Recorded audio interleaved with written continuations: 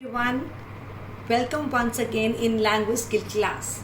In today's class, we have covered the sound of A4 A and A5 O. So let's start. Sound of A4 A. We call it short vowel also. This is the sound that is being maximum used in the maximum words. This sound A you have done in class UKG as well. So the rule is when letter A comes between two consonants, that gives the sound of A. Consonants we have already discussed. So look this way. In the first lane, A is between consonant B and D. So it will give the sound of A. And the first is ad. And the word is bad, sad. Bad का मतलब बुरा. We should be bad. We should not be bad children. You should be good children. Next is sad.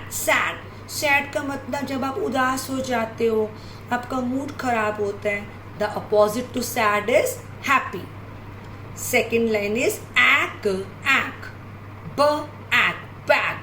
Bag होता है थैला जिसके अंदर हम कुछ सामान रख सकते हैं, जैसे कि travelling bag, shopping bag, school bag. Next is rack होते हैं चीथड़े. अब चीथड़े क्या होते हैं? जैसे हमारे कोई पुराने रफ क्लोथ्स होते हैं ना, पुराने कपड़े जो उसके स्मॉल पीसेस होते हैं, उनको बोलते हैं rack. Next is um jam. Jam you all know, जो आप एप्पल जैम, फ्रूट जैम खाते हो ब्रेड पे लगाकर, that is called jam. Next is ram. Ram होता है male sheep. Sheep you all know, that is an animal that give us wool. जो उसमें मेल शीप होता है उसको रैम बोलते हैं. इसको कुछ लोग RM राम भी बोलते हैं. जब हम किसी का नेम लिखते हैं उसमें फोनेटिक साउंड्स एप्लीकेबल नहीं होती, बट जो फोनेटिक साउंड्स करेक्ट साउंड है AM की, दैट इज एम, और ये वर्ड है RAM. Next A and an, fan. Fan you all no, पंखा जो हमारे रूम में ऊपर लगा होता है, that is called ceiling fan. इसके अलावा हमारे किचन में, वॉशरूम में एग्जॉस्ट फैन लगे होते हैं जो हमारी एयर को बाहर निकालते हैं. और कई बार आप पेपर फोल्डिंग करके हैंड फैन भी बनाते हो, paper fan. Next is van. Van is a vehicle, the means of transport, जैसे स्कूल वैन होती है.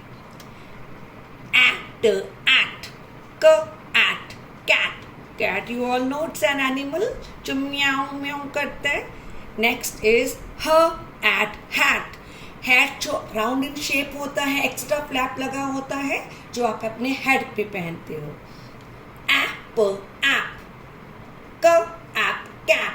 कैप होती है टोपी जो हम विंटर्स में पहनते हैं और समर्स में भी सन से बचने के लिए पहनते हैं. And the last word is tap होता है नल जिसमें से पानी आता है, हम वॉशरूम में हैंड वॉश करते हैं, नहाते हैं. This sound you have done in UKG. That's why ma'am has taken only two words of each sound. One thing is there, you have to remember, A says A when it comes between two consonants, but it should not be end with R, S, W and Y. ये ma'am आपको करवा चुके हैं A2 में. अगर AR आएगा वो आ की साउंड देगा, AS आएगा तो वो एज A की साउंड देगा, और अगर Y आएगा, हमने A3 में करवाया था A से, में, वे, तो ऐसे ही W भी जब आएगा, that will be doing in the next slide. तो ये 4 पे A जब एंड नहीं करेगा, that will give the sound of A. Now we'll move to the sound of A5 O. अब इसमें आपको क्या याद रखना है? When A will come with L. देखो baby, you have to become smart.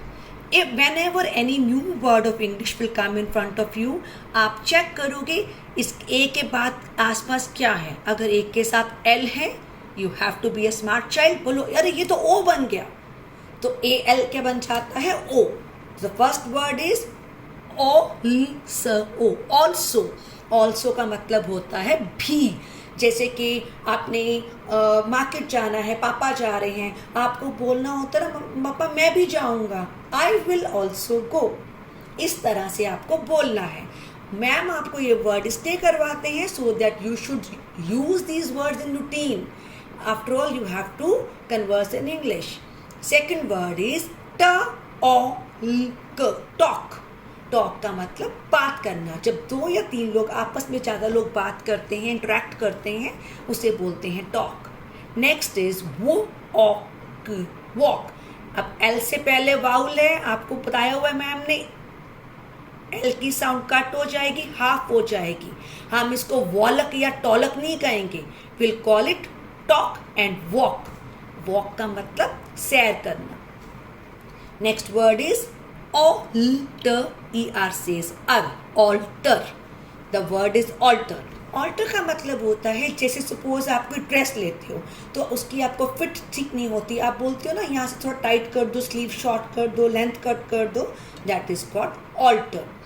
Next word is always. Always.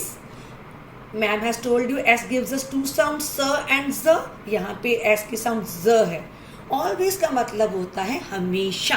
जैसे ma'am आपको बोलती है always respect your parents, always ओबे योर पेरेंट्स, मतलब हमेशा।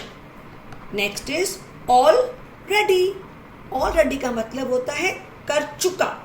जैसे कि फॉर एग्जाम्पल मम्मा आपको बोले कि आप फटाफट डिक्टेशन वर्ड्स लिख लो और आप बोलो मम्मा आई हैव ऑलरेडी डन, मैंने तो पहले से कर लिए, मैं कर चुका।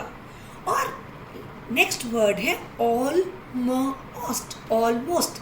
अगर सपोज मामा आपको डिक्टेशन वर्ड जैसे दिए हैं, अगर 10 है, अभी आपने 8 किए हैं, 2 अभी रह गए, तो आप बोलो मामा ऑलमोस्ट डन, मतलब होने वाला है ना, थोड़ा सा रह गया, तो वहाँ पे हम ऑलमोस्ट वर्ड यूज करते हैं। So I think these words are clear to you. तो rule number 1 for O sound is जब ए के साथ एल आएगा। नेक्स्ट इज जब ए के साथ डबल एल आएगा तब भी ए की साउंड ओ होगी, like A double L all. First word is ब ऑल, बॉल जिससे हम खेलते हैं।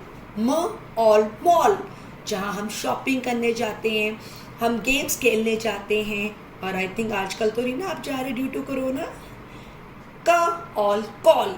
कॉल का मतलब जैसे आपके पास मम्मा का फ़ोन पड़ा है तो आपको उसमें दिख रहा है पापा का फ़ोन आ रहा है, आप बोलते हो ना मम्मा पापा की कॉल आ रही है, there you can use this word. Next is ट ऑल टॉल। टॉल का मतलब लंबा।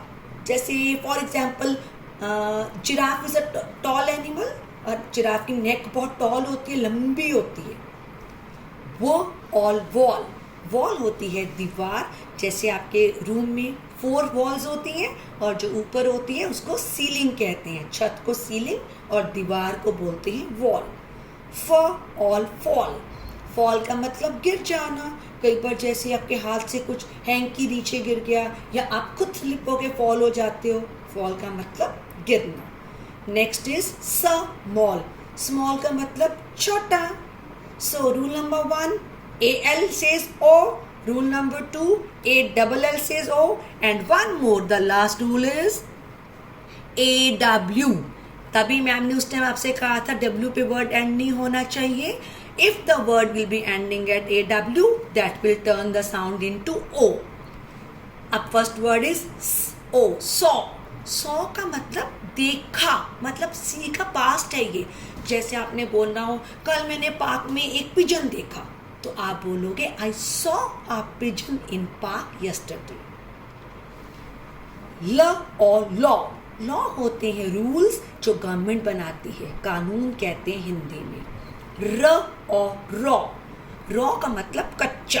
जैसे वेजिटेबल हम रॉ लेकर आते हैं और उसको कुक करके मम्मा आपको खिलाती है।